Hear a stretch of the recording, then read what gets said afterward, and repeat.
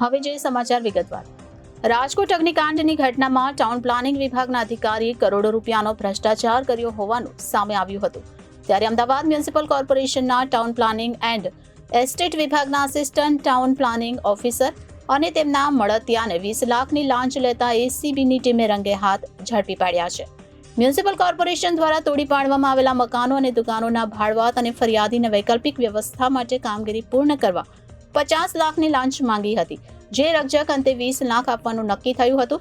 એસીબીની ટીમે છટકું ગોઠવી assistant TDO Harshad Bhojak અને તેના મળતિયા આશીષ પટેલને ઝડપી લીધા હતા.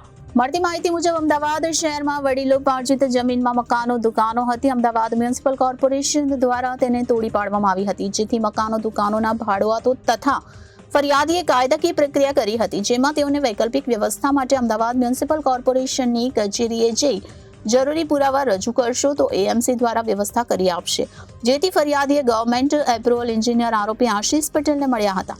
આશીષ પટેલે અમદાવાદ મ્યુનિસિપલ કોર્પોરેશનના assistant town development officer Harshad Bhojak સાથે મુલાકાત કરાવી હતી. હર્ષદ ભોજકે કામગીરી કરવા માટે 50 લાખ લાંચની માંગણી કરી અને આરોપી આશીષને 10 લાખ આપવાની વાત કરી હતી, જેથી ફરિયાદીએ રકજક કરતા 20 લાખ આપવાના નક્કી થયા હતા.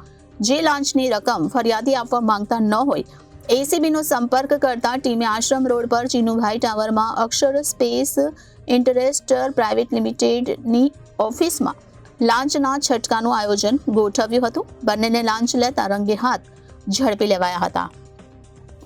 અમદાવાદ મ્યુનિસિપલ કોર્પોરેશનના વર્ગ 2ના અધિકારી હર્ષદ મનહરલાલ ભોજકના રહેણાંક ફ્લેટ પ્રગતિનગર ખાતે એસીબીની ટીમે તપાસ કરતા ₹73 લાખની રોકડ રકમ તથા સોનાનું બિસ્કિટ આશરે 4.5 લાખની કિંમતનું મળી આવ્યું હતું. એસીબીએ 77 લાખ ઉપરાંતનો મુદ્દામાલ ધોરણસર કબજે કર્યો છે. દસ્તાવેજો તથા અન્ય મિલકતો બાબતે ચકાસણી અને ઝડપી ચાલી રહી છે. Bureau report Janadesh news Ahmedabad.